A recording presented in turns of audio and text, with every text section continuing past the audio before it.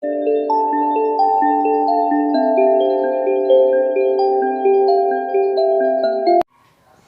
Morning વિદ્યાર્થી મિત્રો, કેમ છો? મજામાં? લાસ્ટ લેક્ચરમાં આપણે કોઈ વિદ્યુત પ્રવાહધારી તાર પર ચુંબકીય ક્ષેત્રને કારણે બળ લાગે છે, આ બળની ચર્ચા છે આપણે કરી હતી અને આ બળનું સૂત્ર મેળવ્યું હતું. આ બળનું સૂત્ર હતું Fm એટલે કે ચુંબકીય બળ Fm બરાબર I L cross B. Okay, એટલે કે ચુંબકીય બળની દિશા છે એ L અને B થી બનતા સમતલને લંબ રૂપે હોય છે. આ ચુંબકીય બળની દિશા મેળવવા માટે આપણે ફ્લેમિંગના ડાબા હાથનો નિયમ છે ઉપયોગ કરતા હતા. તો યાદ કરો, શું હતો ફ્લેમિંગના ડાબા હાથનો નિયમ? તો ફ્લેમિંગના ડાબા હાથમાં બે આંગળી અને એક અંગૂઠાનો ઉપયોગ થતો હતો. આની સિક્વન્સ આ રીતે આવતી હતી: F B I. F એટલે બળ, B એટલે ચુંબકીય ક્ષેત્ર અને I એટલે વિદ્યુત પ્રવાહ. તો આ ત્રણની દિશા છે આપણે નક્કી કરવાની હતી. હવે આમને યુઝ કરવા માટે આપણે શું કરતા હતા? તો કે પહેલી આંગળી જે છે, પહેલી આંગળીને ચુંબકીય ક્ષેત્રની દિશામાં, બીજી આંગળી છે અને વિદ્યુત પ્રવાહની દિશામાં, તો ત્રીજી આંગળી જે અંગૂઠો છે એ અંગૂઠો છે આપણને બળની દિશા છે આપતો હતો. આને કીધું હતું ફ્લેમિંગના ડાબા હાથનો નિયમ. સાથે સાથે આપણે એવું પણ કીધું હતું કે ચુંબકીય બળ છે એ જમણા હાથના હથેળીના નિયમ પરથી પણ મેળવી શકાય છે. એ પણ આપણે ખૂબ સારી એવી પ્રેક્ટિસ કરી હતી અને એને આધારિત ઉદાહરણ સ્વાધ્યાયના દાખલાઓ છે એ પણ આપણે અભ્યાસ કર્યો હતો. હવે જુઓ, ધારો કે એક પ્રવાહધારી તાર છે એના કારણે જે પણ ચુંબકીય ક્ષેત્ર ઉત્પન્ન થાય છે, આ ચુંબકીય ક્ષેત્રની અંદર બીજો એક પ્રવાહધારી તાર છે મૂકી દઉં તો શું તેના પર બળ લાગશે? આ એક મોટો પ્રશ્ન હતો. આ પ્રશ્નના ઉકેલ માટે ઈસવીસન 1820 થી 25ના સમયગાળા દરમિયાન એમ્પિયરે આ પ્રયોગો કર્યા અને અલગ અલગ આકારના, અલગ અલગ કદના વિદ્યુત પ્રવાહધારી તારો માટે એમણે આ બળ છે કેટલું લાગે છે બળ મેળવી કાઢ્યું હતું અને એને કારણે એમણે વિદ્યુત પ્રવાહની વ્યાખ્યા આપી હતી. આપણે કહીએ છીએ ને કે વિદ્યુત પ્રવાહનો એકમ છે એમ્પિયર છે. તો આ એમ્પિયર ક્યારે આવ્યું? તો કે એમણે જે આ પ્રયોગો કર્યા હતા એના પુરાવા સ્વરૂપે ઈસવીસન 1945માં એ એમ્પિયરે જે પણ પ્રયોગો કર્યા હતા એના જે પણ સ્થિતિસ હતા એમને માન્યતા પ્રાપ્ત થઈ હતી. ક્યાં? 1945માં. એટલે 100-125 વર્ષ એમને રાહ જોવી પડી હતી. એ તો કદાચ હાજર નહોતા, પરંતુ એમને જે પણ સિદ્ધાંતો આપ્યા હતા એને નિયમમાં પરિવર્તિત કરવા માટે આટલો બધો સમયગાળો છે પસાર થઈ ગયો હતો. ઓકે, તો ચાલો જોઈએ એમ્પિયરે શું પ્રયોગો કર્યા હતા એની ચર્ચા છે આપણે વિગતવાર કરીએ. ધારો કે આ એક વિદ્યુત પ્રવાહધારી તાર એ છે, એમાંથી પસાર થતો પ્રવાહ IA છે. ઓકે, એમાંથી પસાર થતો પ્રવાહ કેટલો છે? IA. જો આપણું ટાઇટલ છે બે સમાંતર વિદ્યુત પ્રવાહધારી તારો વચ્ચે લાગતું બળ. ઓકે, પહેલા હું આ માત્ર એકની ચર્ચા કરું છું કે એક પ્રવાહધારી તાર હોય તો તેનાથી D અંતરે આવેલા બિંદુએ, તેનાથી D અંતરે આવેલું બિંદુ એટલે આમાંનું આ લંબાઈ પરનું કોઈ પણ બિંદુ, આ તારથી D અંતર એટલે આના પરના કોઈ પણ બિંદુ થાય. તો આ I એ પ્રવાહધારી તારથી D અંતરે આવેલા બિંદુ પાસે ચુંબકીય ક્ષેત્ર કેટલું હશે? BA હશે. જોજો, ધ્યાન આપજો, ચુંબકીય ક્ષેત્ર કેટલું હશે? BA હશે. તો ચાલો શું કહી શકીએ? તો કે IA પ્રવાહધારિત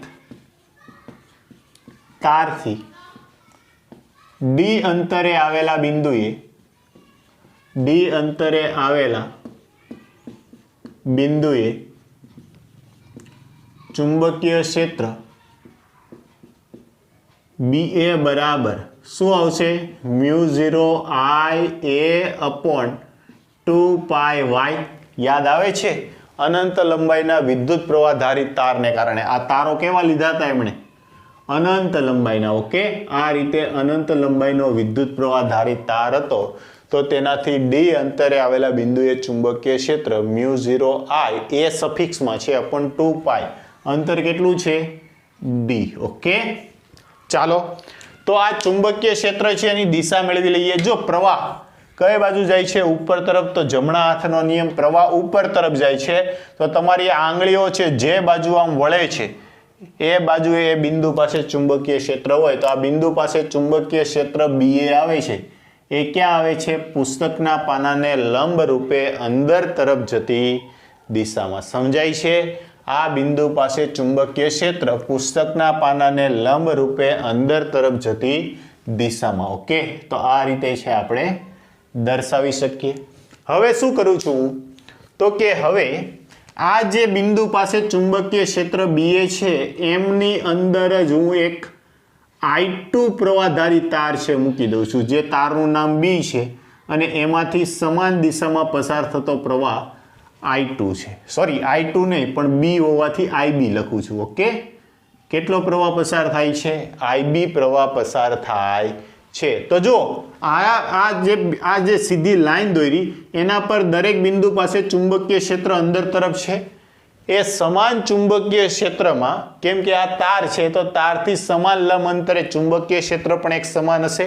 તો આના સમાન ચુંબકીય ક્ષેત્ર જે લંબ રૂપે અંદર તરફ જાય છે એમની અંદર તમે IB તાર મૂકી દીધો. શું મૂકી દીધું? IB તાર. હવે ધારો કે આ તારની લંબાઈ છે ને L છે. કેટલી છે? L છે. તો આપણે એમ કહી શકીએ તો કે સમાન ચુંબકીય ક્ષેત્ર BA ને લંબ રૂપે L લંબાઈનો IB પ્રવાહધારિત તાર મૂકતા તેના પર લાગતું ચુંબકીય બળ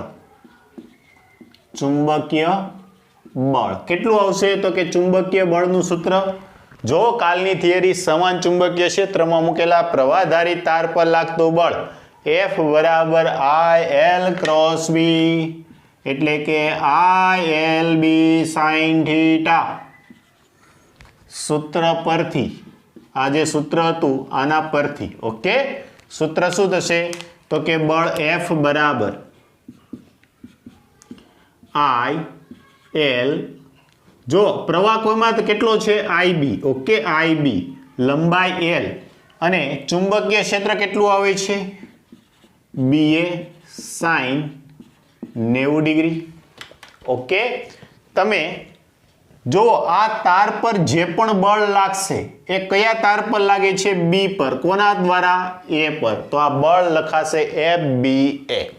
ઓકે, ફરી એકવાર, તમે ભલે ને પ્રવાહ આમાંથી પસાર થતો હોય પણ આ બળ માગવા માટે જવાબદાર કોણ? તો કે આનું ચુંબકીય ક્ષેત્ર. તેથી આ બળને લખાશે FBA.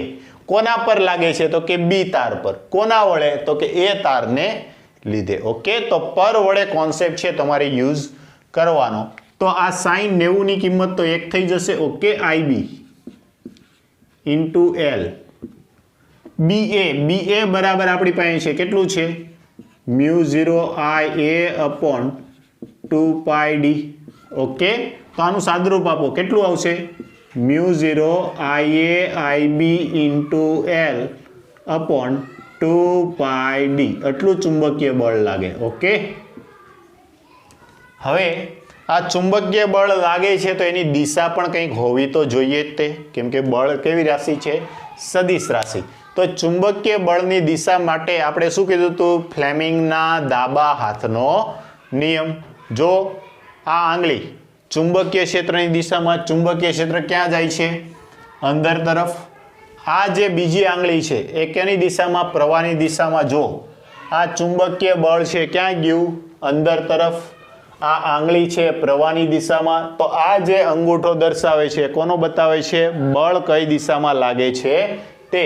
તો આના પર લાગતું જે બળ છે FBA એની દિશા ક્યાં આવી? તો કે આ તાર છે, તાર જે B લંબાઈનો તાર છે, તારને લંબ રૂપે A તરફની દિશામાં. સમજાય છે? ફરી એકવાર જો કઈ રીતે મેળવવાનું. ચુંબકીય ક્ષેત્ર કઈ દિશામાં? અંદર તરફ. ડાબો હાથ ચુંબકીય ક્ષેત્ર અંદર તરફ.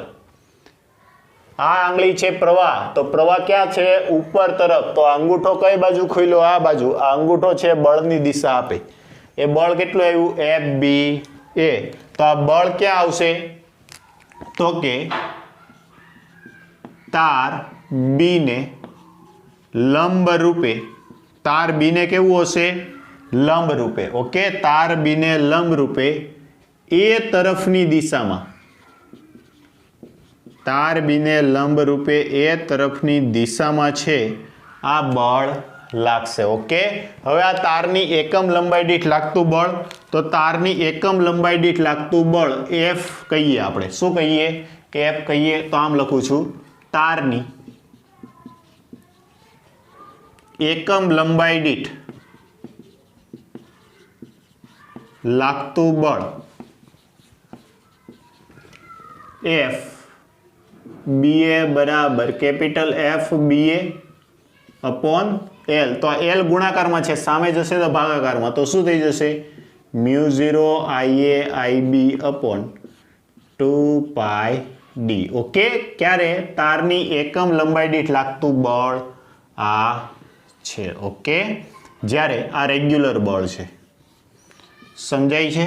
હવે જુઓ, ધારો કે તમને પ્રશ્ન એમ થાય કે આપણે આમાંથી પ્રવાહ વહેલાયો ત્યારે આ બિંદુ પાસે ચુંબકીય ક્ષેત્ર મળ્યું અને હવે એમાં તાર મૂક્યો ત્યારે બળ આ રીતે લાગ્યું. એના કરતાં ઊંધું વિચારીએ તો આમાંથી પ્રવાહ વહેલાવીએ, આ બિંદુ પાસે કંઈક ચુંબકીય ક્ષેત્ર હોય અને આમાંથી પ્રવાહ પસાર થાય ત્યારે બળ છે સમાન આવે છે કે અલગ અલગ, એ આપણા મનમાં પ્રશ્ન થાય. ઓકે, તો ચાલો જોઈ લઈએ. જોજો, આ કયું હતું? આખો એક સિનારીઓ, જ્યારે આઈ એ માંથી પ્રવાહ પાસ કર્યો ત્યારે. જો અહીંયા હું ક્વિક છે, હું તમને બતાવું છું ફટાફટ. જોજો, ધ્યાન આપજો. પ્રવાહ કોનામાંથી પસાર કરીએ છીએ? બી માંથી. ઓકે, તો કે આઈબી પ્રવાહને લીધે તેનાથી ડી અંતરે આવેલા બિંદુ પાસે ચુંબકીય ક્ષેત્ર કોનું હશે? તો કે આ બિંદુ પાસે જે પણ ચુંબકીય ક્ષેત્ર આવશે બી ને લીધે આવશે. તો એ કેટલું હશે? તો કે મ્યુ 0 આઈ, આમાંથી પસાર થતો પ્રવાહ IB upon 2 pi D. Okay, જો સમજો, આપણે આખો સિનારીઓ ફેરવી નાખ્યો. આમાંથી પસાર થતો પ્રવાહ લીધો, તો જો જમણો હાથ પ્રવાહ ઉપર તરફ, તો ચુંબકીય ક્ષેત્ર આંગળીઓ કઈ બાજુ કર્લ થઈ? જો બહાર આવતી દિશામાં, તો ચુંબકીય ક્ષેત્ર અહીંયા ક્યાં હશે? બહાર આવતી દિશામાં. ઓકે, તો બહારની સાઇન કરતા દર્શાવી દઉં છું. આ બિંદુ પાસે ચુંબકીય ક્ષેત્ર આવ્યું, કેટલું આવ્યું? બી બી. ક્યાં? તો કે બહાર આવતી દિશામાં. ઓકે, હવે એમાં તમે આ આઈએ પ્રવાહધારી તાર છે મૂકી દો, તો તેના પર લાગતું બળ, તો કે બળ કોના પર લાગે છે? એ પર. કોણ લગાડે છે? બી. તો જેના પર બળ લાગે છે એનો પ્રવાહ આઈ એ, એની લંબાઈ એલ અને બળ ચુંબકીય ક્ષેત્ર બીબી. ઓકે, થાય ને? જો આના પર હતું તો જે તાર છે એમાંથી પસાર થતો પ્રવાહ, એની લંબાઈ અને ચુંબકીય ક્ષેત્ર આ બિંદુ પાસે કેટલું હતું? બીએ. તેવી રીતે આ તાર છે તો એમાંથી પસાર થતો પ્રવાહ આઈએ, લંબાઈ એલ અને ચુંબકીય ક્ષેત્ર બીબી. દરેકની કિંમત મૂકો તો જો આઈ એ, એલ અને બીબી કેટલું છે? Mu 0 I B upon 2 pi D. Okay, તો આ પણ કેટલું આવી ગયું? Mu 0 I A I B L upon 2 pi D. Okay, આટલું બળ છે લાગ્યું એફ એ બી. ચાલો એની દિશા જોજો. ફરી પાછો ફ્લેમિંગના ડાબા હાથનો નિયમ. ચુંબકીય ક્ષેત્ર ક્યાં આવે છે? બહાર તરફ. જો ચુંબકીય ક્ષેત્ર બહાર તરફ, ડાબો હાથ છે, ચુંબકીય ક્ષેત્ર બહાર તરફ. ઓકે, પેલા એક જ આંગળી. પ્રવાહ ક્યાં જાય છે? પ્રવાહ ઉપર તરફ. જો પ્રવાહ ક્યાં જાય છે? ઉપર તરફ. ચુંબકીય ક્ષેત્ર બહાર તરફ, પ્રવાહ ઉપર તરફ. તો અંગૂઠો કઈ બાજુ આવ્યો? અંદર તરફ. તો આના પર લાગતું બળ છે કઈ દિશામાં આવશે? આ રીતે. એ કેટલું હશે? F A B. ઓકે, એ કઈ બાજુ આવશે? તો કે એને લંબ રૂપે બી તરફની દિશામાં. ઓકે, તો જુઓ આ જે બંને બળો આવ્યા એફ બી એ અને એફ આઈ બી, બંને બળો કેવા આવ્યા? સમાન મૂલ્યના, પણ દિશા પરસ્પર કેવી છે? વિરુદ્ધ. તો ન્યૂટનના ગતિના ત્રીજા નિયમનું પાલન કરે છે. તો કે આ બંને બળો છે અહીં FAB is equal two -FBA. Okay, જે ન્યૂટનની ગતિના ત્રીજા નિયમને સુસંગત છે. ઓકે, જે ન્યૂટનની ગતિના ત્રીજા નિયમને કેવું છે? સુસંગત છે. ઓકે, તો અત્યારે આ બંને બળો છે એની ચર્ચા છે આપણે કરી લીધી. ઓકે, બંને બળો અને એની દિશા સાથે છે આપણે દર્શાવી દીધા. તો અહીંયા સુધીની માહિતી છે તમે વ્યવસ્થિત નોટ ડાઉન કરો. પછી એમ્પિયરે આ જે પ્રવાહ છે એ પ્રવાહ કેટલો રાખવો જોઈએ કે જેના કારણે બળ, અથવા તો જો તમે બળ જાણતા હોય તો પ્રવાહનું મૂલ્ય કેટલું મળે એની વિશેની ચર્ચા કરી હતી. એ આગળ કરીએ એ પહેલાં તમે એટલી માહિતી છે વ્યવસ્થિત નોટ ડાઉન કરી લો. ઓકે, ચાલો તો તમે હવે આમને વ્યવસ્થિત નોટ ડાઉન કરી લીધું હશે. ઓકે, આ બંને સૂત્રો છે તમને યાદ રહી ગયા હશે. બંને કેવા હોય છે? એક સમાન, માત્ર દિશા કેવી છે? અલગ છે, વિરુદ્ધ દિશામાં છે. હવે જુઓ, ધ્યાન આપજો. અહીંયા આપણે જે પસાર કરેલો જે પ્રવાહ છે, આ પ્રવાહની દિશા બંનેમાં કેવી છે? એક સરખી, એક સમાન દિશામાં પ્રવાહ પસાર કર્યો ત્યારે આ બંને તાર વચ્ચે કેવું બળ લાગ્યું? જોવો જી, આ બંને તાર છે એકબીજા પર કેવા બળ લગાડે છે? આકર્ષી કે અપાકર્ષી? જોવો જોઈ, આ જે બંને તારો છે, આ બંને તારમાંથી તમે એક સમાન દિશામાં પ્રવાહ પસાર કર્યો. ધારો કે આમાંથી પ્રવાહ પસાર કર્યો ને આ તાર મૂકો તો આ તારની નજીક આવે છે. એટલે કે જો બંને તારમાંથી પસાર થતો પ્રવાહ છે એક સમાન દિશામાં હોય તો આકર્ષી બળ લાગે છે. ઓકે, તો શું કહેશે? સમાન દિશામાં, જો સમાન દિશામાં વિદ્યુત પ્રવાહ વહેતો હોય તો કેવું બળ લાગશે? આકર્ષી પ્રકારનું બળ. ઓકે, સમજાય છે? કેવું બળ લાગશે? આકર્ષી બળ. અને જો વિરુદ્ધ દિશામાં, પરસ્પર વિરુદ્ધ દિશામાં પ્રવાહ વહેતો હોય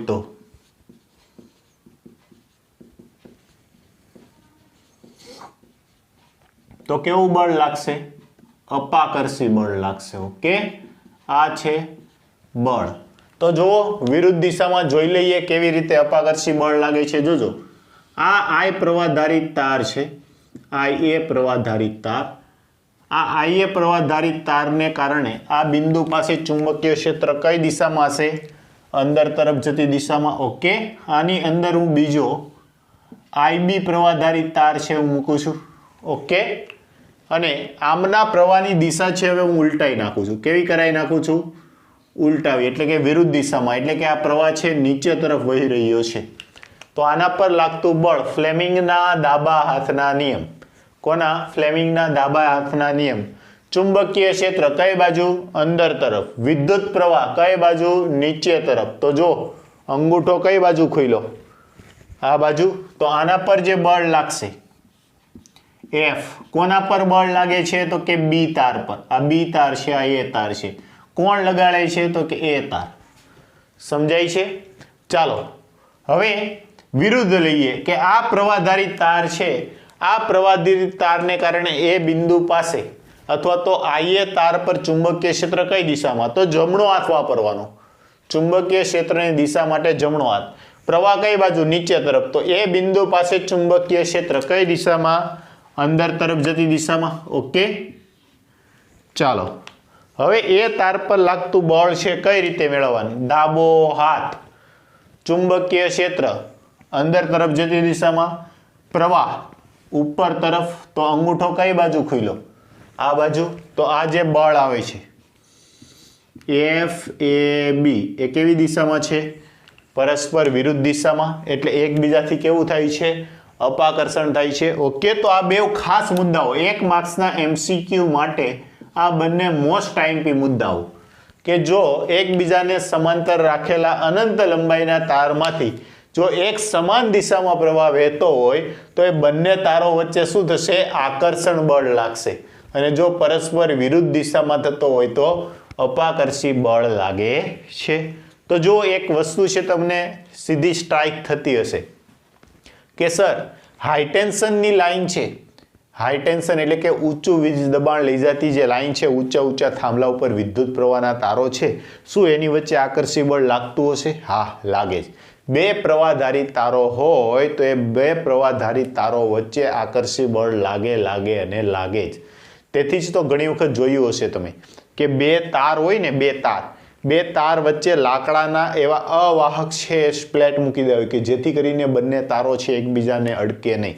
હાઈ ટેન્શન લાઇનમાં જોવા નથી મળતું, પણ જે લોઅર ગ્રેડ લાઇન આવે છે એમાં ઘણી વખત તમે જોયું હશે કે બંનેને એકબીજાથી છે કેવા પાડી દીધા હોય છે? અલગ પાડી દીધા હોય છે. એના પાછળનું રીઝન જ આ છે કે જો બંને તારમાંથી સમાન પ્રવાહ વહેતો હશે ને, એક જ દિશામાં, સમાન હોવું જરૂરી નથી, એક જ દિશામાં વહેતો હોય તો એ બે વચ્ચે આકર્ષી બળ, અને જો પરસ્પર વિરુદ્ધ દિશામાં વહેતો હોય તો અપાકર્ષી બળ જ લાગે. ઓકે, તો આ વાત કદી ન ભૂલાય. ચાલો આગળ વધીએ. જો હમણાં જે આપણને બળનું સૂત્ર મળ્યું એ બળનું સૂત્ર કંઈક આ હતું કે μ0 I1 એટલે કે IA IB એકમ લંબાઈ દીઠ બળ લઈ લઉં છું, અને F/L એટલે કે એકમ લંબાઈ દીઠ લાગતું બળ F બરાબર μ0 IA IB upon 2πd. આ સૂત્ર હતું. આ સૂત્રમાં તમે ધારો કે IA બરાબર IB બરાબર 1 એમ્પિયર પ્રવાહ પસાર થાય છે. કેટલો પ્રવાહ? 1 એમ્પિયર પ્રવાહ. એમને એકબીજાથી D બરાબર 1 મીટર જેટલા લંબ અંતરે મૂકેલા છે. આ જે વાહક તાર છે એની લંબાઈ ધારો કે L બરાબર 1 મીટર છે, કેમ કે એકમ લંબાઈ લેવાની. આ જે લંબાઈ લેવાની કેવી લેવાની? એકમ. ઓકે, તો જુઓ તમારી પાસે μ0 અચળાંક છે એની કિંમત છે, IA IB ની કિંમત છે, D ની કિંમત છે, 2π તો અચળાંક જ છે. તો આનું સાદુરૂપ આપો તો F બરાબર કેટલા મળે છે જોઈએ. F બરાબર કેટલા મળે છે? તો આ બળ કેટલું આવશે? જો કેટલું, તો કે બળ એકમ લંબાઈ દીઠ લાગતું બળ બરાબર બળના છેદમાં 1. ઓકે, μ0 ની કિંમત છે 4π × 10⁻⁻⁷. IA IB 1 × 1 ના છેદમાં 2π અને D બરાબર પણ 1. ઓકે, તો આ ભાગ કેટલાય ચાલશે? 2. તો બળ કેટલું આવશે? F બરાબર 2 × 10⁻⁷ ન્યૂટન પર મીટર. ઓકે, આટલું એકમ લંબાઈ દીઠ બળ લાગશે. વાહક તારની એકમ લંબાઈ દીઠ લાગતું બળ કેટલું છે? 2 × 10⁻⁷ ન્યૂટન પર મીટર. ઓકે, અને આના આધારે એમ્પિયરે વિદ્યુત પ્રવાહની વ્યાખ્યા છે આપી હતી. એને પ્રવાહ છે 1 એમ્પિયર છે શોધી કાઢ્યો હતો. તો એમ્પિયરની વ્યાખ્યા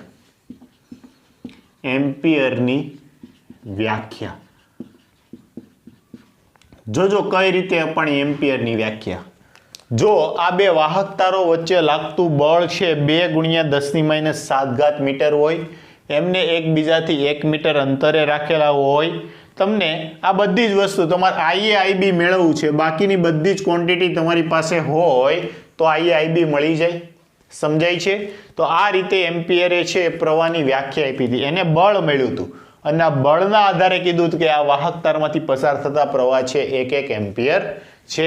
તો જો શું છે વ્યાખ્યા? તો કે શૂન્યાવકાશમાં એકબીજાથી 1 મીટર અંતરે રાખેલા બે અનંત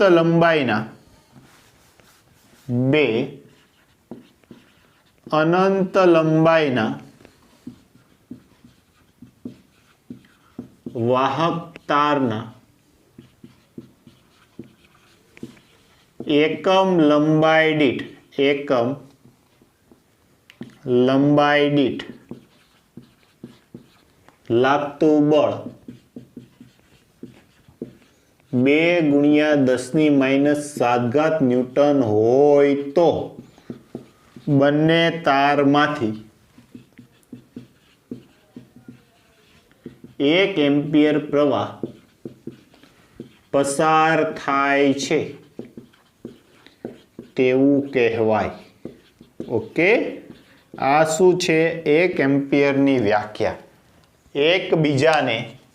એકબીજાને શૂન્યાવકાશમાં એકબીજાથી 1 મીટર અંતરે રાખેલા બે અનંત લંબાઈના વાહક તારમાંથી એકમ લંબાઈ દીઠ લાગતું બળ જો 2 × 10⁻⁷ ન્યૂટન હોય લાગતું. તમે આને વ્યવસ્થિત હજુ લખી શકો. લંબાઈ દીઠ લાગતું આકર્ષી બળ. કેવું બળ? આકર્ષી બળ. કેમ કે આકર્ષી લાગે છે ને. 2 × 10⁻⁷ ન્યૂટન હોય તો બંને તારમાંથી 1 એમ્પિયર પ્રવાહ પસાર થાય છે એવું કહેવાય. આ છે એમ્પિયરે આ રીતે વિદ્યુત પ્રવાહની વ્યાખ્યા આપી હતી કે તો આ તારમાંથી 1 એમ્પિયર પ્રવાહ પસાર થાય છે એવું. ઓકે, તો આ એમ્પિયરની વ્યાખ્યા છે એને પુરવાર કરે છે. ઓકે, ફરી એકવાર શૂન્ય અવકાશમાં. કેવું? શૂન્ય અવકાશ, બાકી કોઈ મીડિયમ હોવું જોઈએ. શૂન્ય અવકાશમાં એકબીજાથી 1 મીટર અંતરે, આ અંતર કેટલું છે? 1 મીટર અંતરે રાખેલા બે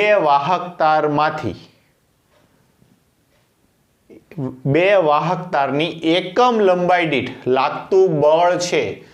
જો એકમ લંબાઈ દીઠ લાગતું આકર્ષી બળ 2 × 10⁻⁷ ન્યૂટન હોય તો આ બંને તારમાંથી 1 એમ્પિયર વિદ્યુત પ્રવાહ પસાર થાય છે એવું કહેવાય. ઓકે, તો આ એમ્પિયરની વ્યાખ્યા. જો સમાન દિશામાં હશે તો આકર્ષી બળ અને વિરુદ્ધ દિશામાં હશે તો અપાકર્ષી બળ. આટલા વિશેની નોંધ છે, તમે વ્યવસ્થિત કરો પછી આ થિયરીમાં આપણે આગળ વધીએ. ઓકે, ચાલો આગળ વધીએ. તો હવે જુઓ, જે આપણે બે અનંત લંબાઈના પ્રવાહધારિત તાર વિશેની ચર્ચા કરી એને આધારે એક દાખલો છે. એ દાખલો છે આપણે સ્ટડી આઉટ કરીએ. તો એ દાખલો છે ઉદાહરણનો 4.10. ઉદાહરણ 4.10. ઓકે, રકમ છે હું રીડ કરું છું, તમે તમારી ટેક્સ્ટ બુકમાં છે ધ્યાન આપજો. કે કોઈ સ્થળે પૃથ્વીના ચુંબકીય ક્ષેત્રનો સમક્ષિતિજ ઘટક 3 × 10⁻⁵ ટેસ્લા છે અને આ ક્ષેત્રની દિશા ભૌગોલિક દક્ષિણથી ભૌગોલિક ઉત્તર તરફ છે. શું કીધું છે? પૃથ્વીના ચુંબકીય ક્ષેત્રનો સમક્ષિતિજ ઘટક આપી દીધેલો છે અને એની દિશા ભૌગોલિક દક્ષિણથી ઉત્તર તરફ છે. એક લાંબો સીધો વાહક તાર 1 એમ્પિયર જેટલો સ્થાયી વિદ્યુત પ્રવાહ ધરાવે છે. તેને સમક્ષિતિજ ટેબલ પર મૂકવામાં આવે અને તેમાંથી પસાર થતા વિદ્યુત પ્રવાહની દિશા અલગ અલગ બે કેસ આપી દીધા. પૂર્વથી પશ્ચિમ તરફ અને બીજું કીધું છે દક્ષિણથી ઉત્તર તરફ હોય તો તેની એકમ લંબાઈ દીઠ તેના પર લાગતું બળ કેટલું હશે. આ માહિતી છે આપણે મેળવવાની છે. જોજો, ધ્યાન આપજો. પૃથ્વીનું ચુંબકીય ક્ષેત્ર, પહેલા તો જે ડેટા આપેલો છે એ લખી નાખીએ. પૃથ્વીના ચુંબકીય ક્ષેત્રનો સમક્ષિતિજ ઘટક, ચુંબકીય ક્ષેત્ર સમક્ષિતિજ એટલે હોરિઝોન્ટલ, BH બરાબર 3 × 10⁻⁵ ટેસ્લા. અત્યારે ઓનલી તમે બી લખો તો પણ ચાલશે. આપણે ચેપ્ટર નંબર 5 સ્ટડી આઉટ કરશું એટલે ખ્યાલ આવી જશે કે આ હોરિઝોન્ટલ કમ્પોનેન્ટ છે. ઓકે, હવે એમાંથી એની દિશા આપી દીધી છે. દિશા કઈ છે? ભૌગોલિક દક્ષિણથી ઉત્તર તરફ. ઓકે, આ દિશા છે આપણને આપેલી છે. સાથે સાથે એવું કીધું છે કે તેમાંથી પ્રવાહ I બરાબર 1 એમ્પિયર છે પ્રવાહ પસાર થતો હોય ત્યારે આપણને બે અલગ અલગ દિશાઓ માટે એ પૂર્વથી પશ્ચિમ ત્યારે કેટલું બળ લાગશે એકમ લંબાઈ દીઠ, ત્યારે F/L બરાબર કેટલું, અને બીજું આપેલું છે દક્ષિણથી પૂર્વ દક્ષિણથી ઉત્તર, ઓકે, દક્ષિણથી ઉત્તર, ત્યારે એકમ લંબાઈ દીઠ બળ બરાબર કેટલું? આ બે કેસ છે આપણે મેળવવાના છે, ઓકે. ચાલો, શું કીધું છે?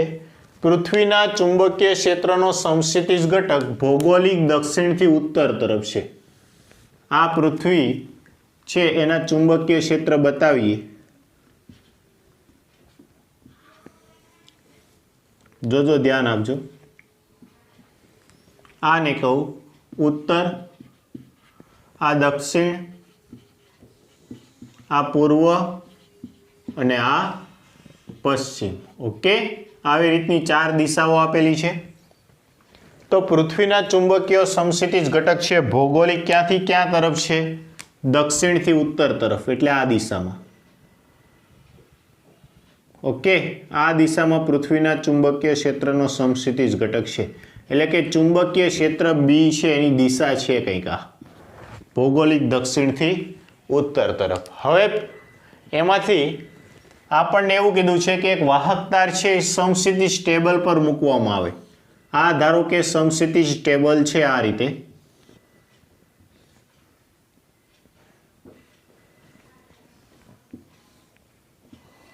ઓકે. આ સમસ્થિતિજ ટેબલ છે, એના ઉપર એક વાહક તાર મૂકવામાં આવે. પહેલું કીધું છે પૂર્વથી પશ્ચિમ તરફ. તો જો પહેલો કેસ બતાવું છું, પૂર્વથી પશ્ચિમ તરફ અહીંયા એક વાહક તાર મૂકવામાં આવ્યો અને વાહક તારમાંથી પસાર થતો પ્રવાહ I છે. કેટલો છે? I, okay. તો તેની એકમ લંબાઈ દીઠ લાગતું બળ છે આપણે મેળવવાનું છે. જો બળ મેળવવું છે તમારે, તો બળ મેળવવા માટેનું સૂત્ર, પહેલું સોલ્યુશન પૂર્વથી પશ્ચિમ માટે, ઓકે. તો બળનું સૂત્ર છે આપણી પાસે F બરાબર ILB sin theta, okay. ILB sin theta. તો જો અહીંયા L અને B વચ્ચેનો એંગલ કેટલો આવશે? 90 ડિગ્રી. તો sin 90 ડિગ્રી. તો બળ છે તમને એકમ લંબાઈ દીઠ મળી જશે I into B તરે. સમજાય છે? અહીં theta is equal two 90 degree because તો કે B લંબ L, ઓકે. તો બળ શું આવશે? F upon L બરાબર I into B. કિંમત મૂકીને સાદરૂપ આપો તો તમને બળ મળી જશે. જો તો આ શું આવ્યું? F upon L બરાબર I into B, ઓકે. આપણી પાસે I છે, પ્રવાહ કેટલો છે? 1, અને B આપી દીધું 3 ગુણ્યા 10⁻5 ટેસ્લા. તો આ બળ કેટલું આવી જશે? 3 ગુણ્યા 10⁻5 ટેસ્લા, ઓકે. આને સ્મોલ f વડે દર્શાવો અથવા તો કેપિટલ F ના છેદમાં L. આ એકમ લંબાઈ દીઠ લાગતું બળ છે આવી ગયું ન્યૂટન પર મીટર, ઓકે. પરંતુ આમની દિશા આપવી પડશે. આમની દિશા કઈ? તો જુઓ, પહેલી આંગળી, ડાબા હાથની પહેલી આંગળી ચુંબકીય ક્ષેત્રની દિશામાં, આ બીજી આંગળી છે પ્રવાહની દિશામાં. તો આના પર લાગતું બળ છે કઈ બાજુ આવશે? જો આના પર લાગતું બળ છે એ આ રીતે થશે. પહેલી આંગળી, બીજી આંગળી, બળ છે કઈ બાજુ આવશે? તો કે અહીંથી આ બોર્ડ છે, બોર્ડને લંબ રૂપે અંદર તરફ જતી દિશામાં, ઓકે. તો આ બળ છે કઈ બાજુ આવશે? અંદર તરફની દિશામાં આવશે. તો એમ કહી શકો કે પુસ્તકના પાનાને લંબ રૂપે અંદર તરફ, ઓકે. આ દિશામાં છે આ બળ લાગશે. જો આપણે શૂન્ય અવકાશમાં જ્યારે એમ્પિયરના નિયમ આધારિત પ્રયોગ કર્યો તેમાં એ બળ કઈ દિશામાં આવતો? બળનું મૂલ્ય કેટલું આવતું હતું? તો કે 2 ગુણ્યા 10⁻7. તેના કરતાં બળ કેવું છે? વધારે. પરંતુ આ એમ્પિયરનો નિયમ છે અને પ્રમાણભૂત કરવા માટે આપણે આખો જ પ્રેક્ટિકલ છે શૂન્ય અવકાશમાં કર્યો હતો, અને ત્યાં પૃથ્વીના ચુંબકીય ક્ષેત્રની અસરને કેવી કરવામાં આવે છે? અવગણવામાં આવે છે. સમજાય છે? શૂન્ય અવકાશ એટલે જ લેવામાં આવ્યું હતું. કેમ કે ત્યાં પૃથ્વીના ચુંબકીય ક્ષેત્રની કોઈ અસર હોતી નથી. તેથી આપણને એ બળ મળે જે કેવું મળે? પ્રમાણભૂત મળે. આ કેસમાં જો અત્યારે વાતાવરણમાં એમ્પિયરે જે નિયમ કર્યો હતો એ આપણે કરીએ તો એક્ઝેક્ટ આપણને આન્સર મળશે નહીં, ઓકે. તો આ થયું પહેલાનો આન્સર. હવે નેક્સ્ટ બીજા તરફ આગળ વધીએ. તો બીજું છે દક્ષિણથી ઉત્તર તરફ. જો વાહક તારને ક્યાંથી ક્યાં ફેરવવામાં આવે? દક્ષિણથી ઉત્તર તરફ. તો જો આની આકૃતિ, આ ચુંબકીય ક્ષેત્ર બી પહેલેથી જ દક્ષિણથી ઉત્તર તરફનું હતું. ઓકે, આ શેની દિશા છે? ચુંબકીય ક્ષેત્ર બી ની દિશા એ પહેલેથી જ હતી. અને વાહક તારને પણ ક્યાંથી ક્યાં રાખવામાં આવ્યો? દક્ષિણથી ઉત્તર તરફ. તો જો આ બી અને એલ બંનેની દિશા કેવી થઈ ગઈ? એક અહીં બી અને એલ બંને એક જ દિશામાં હોવાથી બી અને એલ બંને એક જ દિશામાં હોવાથી બળ શૂન્ય થશે. કેમ? તો કે theta is equal to 0 degree અને F is equal to ILB sine 0 degree. Sine 0 ની કિંમત 0. તો બળ આવશે, કેટલું આવશે? 0 ન્યૂટન પર મીટર. ઓકે, સમજાય છે? તો આ રીતે તમારે પ્રશ્ન છે ઉકેલવાનો છે. નોટ ડાઉન કરો, પછી આપણે આગળ વધીએ. ઓકે, ચાલો આગળ વધીએ. તો જો હવે જોવાનું છે સ્વાધ્યાયનો દાખલા નંબર 4.7. રકમ છે, હું રીડ કરું છું, ધ્યાન આપજો. 4 સેન્ટીમીટર અંતરે રહેલા બે લાંબા સીધા અને સમાંતર તાર એ અને બી માંથી 8 એમ્પિયર અને 5 એમ્પિયર વિદ્યુત પ્રવાહો એક જ દિશામાં વહે છે. તો તાર એના 10 સેન્ટીમીટર લંબાઈના વિભાગ પર લાગતું બળ છે આપણે મેળવવાનું છે. ઓકે, શું કીધું છે? તો કે 4 સેન્ટીમીટર અંતરે રહેલા. જો પહેલા તો જે માહિતી આપેલી છે લખી નાખીએ. ડી બરાબર 4 સેન્ટીમીટર એટલે કે 4 ગુણ્યા 10⁻2 ઘાત મીટર. બે લાંબા સીધા તારમાંથી પ્રવાહ એ અને બી માંથી, તો એ તારમાંથી પસાર થતો પ્રવાહ IA બરાબર 8 એમ્પિયર અને બી તારમાંથી પસાર થતો પ્રવાહ IB બરાબર 5 એમ્પિયર. એક સમાન દિશામાં એટલે એક જ દિશામાં પસાર થાય છે. તો તાર એ થી તાર એના 10 સેન્ટીમીટર લંબાઈ દીઠ L બરાબર 10 સેન્ટીમીટર એટલે કે 0.1 મીટર લંબાઈ દીઠ લાગતું બળ છે આપણે મેળવવાનું છે. ઓકે, આ છે આપણો પ્રશ્ન. જોજો, ધ્યાન આપજો કઈ રીતે આને સોલ્વ કરવું. તો જો આ બે વાહક તાર છે, થોડોક વ્યવસ્થિત. આ વાહક તાર છે એ અને બી. ઓકે, એ માંથી પસાર થતો પ્રવાહ છે 8 એમ્પિયર, બી માંથી પસાર થતો પ્રવાહ છે 5 એમ્પિયર અને એકબીજાથી કેટલા અંતરે રાખેલા છે? 4 સેન્ટીમીટર અંતરે. આ અંતર છે ડી બરાબર 4 સેન્ટીમીટર અંતરે રાખેલા છે. તો આપણને એ કીધું છે કે એ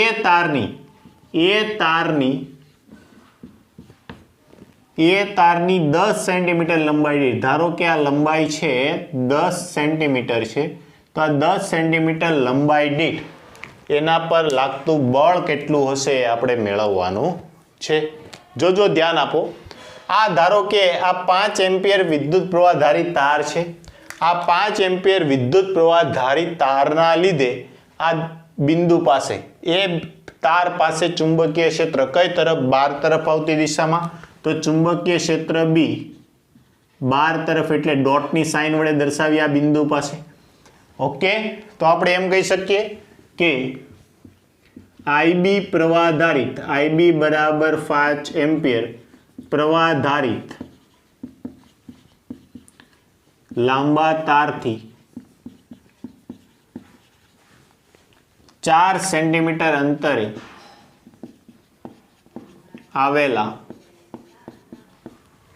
પી બિંદુએ ચુંબકીય ક્ષેત્ર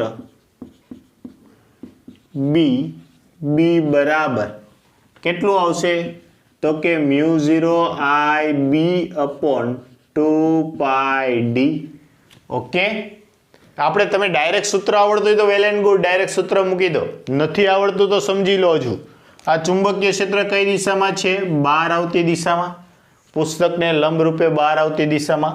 હવે આટલા ભાગને કારણે તેના પર લાગતું બળ બીબી ચુંબકીય ક્ષેત્રને લંબ રૂપે મૂકેલા L બરાબર 10 સેન્ટીમીટર લંબાઈના અને IA બરાબર 8 એમ્પિયર પ્રવાહધારિત તાર પર લાગતું બળ F કોના પર લાગે છે? A પર. કોણ લગાડે છે? B. તો પ્રવાહ કોનો? એનો, લંબાઈ એની, અને ચુંબકીય ક્ષેત્ર કોનું? તો કે B નું. તો આ કેટલું આવશે? μ0 IA IB L upon 2πd. તો આની 10 સેન્ટીમીટર લંબાઈ દીઠ છે એટલે લંબાઈ L બરાબર 10 લઈ લીધી. તો આ લાગતું બળ FAB બરાબર, ચાલો μ0 ની કિંમત કેટલી છે? તો કે 4π મલ્ટીપ્લાય 10⁻⁻7 IA છે 8, IB છે 5, લંબાઈ L બરાબર 10 એટલે કે 0.1 મીટર ના છેદમાં 2π અને D બરાબર કેટલા છે? 4 સેન્ટીમીટર એટલે કે 4 ગુણ્યા 10⁻² મીટર. 2π 2 આવશે. હા, 2 ભાગ ચાલશે. 2 ગુણ્યા 2 4, 4 પંચા 20, 20 ગુણ્યા 0.1 એટલે 2, તો આવશે 2 ગુણ્યા 10⁻5 ન્યૂટન. ઓકે, આટલું બળ લાગશે. હવે આ બળની દિશા તો જુઓ, ચુંબકીય ક્ષેત્ર કઈ બાજુ આવે છે? બહાર તરફ. ફરી પાછો ડાબો હાથ. ચુંબકીય ક્ષેત્ર બહાર તરફ, પ્રવાહ ઉપર તરફ. ચુંબકીય ક્ષેત્ર બહાર તરફ, પ્રવાહ ઉપર તરફ છે. તો બળ કઈ બાજુ આવ્યું?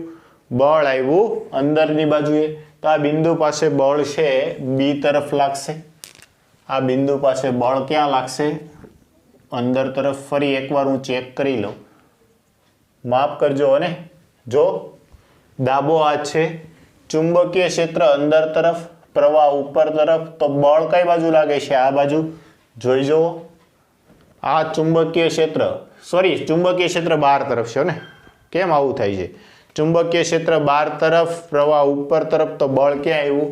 અંદર તરફ. ઓકે, તો આ બળ છે ક્યાં આવશે? તો કે તારને લંબ રૂપે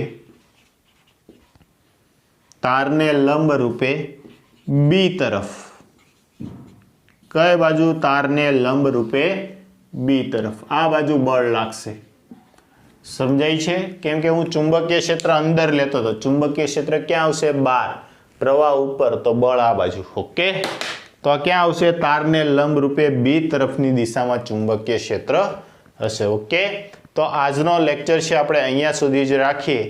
આ પ્રવાહધારિત તાર, 2 સુરેખ તાર છે, તો તેના પર લાગતા બળ અને એને આધારિત ઉદાહરણ સ્વાધ્યાયના દાખલાઓ છે આજે આપણે સ્ટડી આઉટ કર્યા. નેક્સ્ટ લેક્ચરમાં આપણે કોઈ પ્રવાહધારિત લૂપ હોય, લૂપ એટલે કે બંધ કોઈ ક્લોઝ લૂપ છે, તો તેના પર લાગતું બળ, અને જો બળ નથી લાગતું તો એના ઉપર કંઈક ટોર્ક લાગતું હોય છે, એટલે કે બળયુગ્મ લાગતું હોય છે. તો આ ટોર્કની ચર્ચા છે આપણે કરવાની છે. એ પહેલાં તમે આજનો ટોપિક છે કમ્પ્લીટ કરો, સાથે સાથે તમારી વર્કશીટ છે પણ તમારે સોલ્વ કરવાની છે.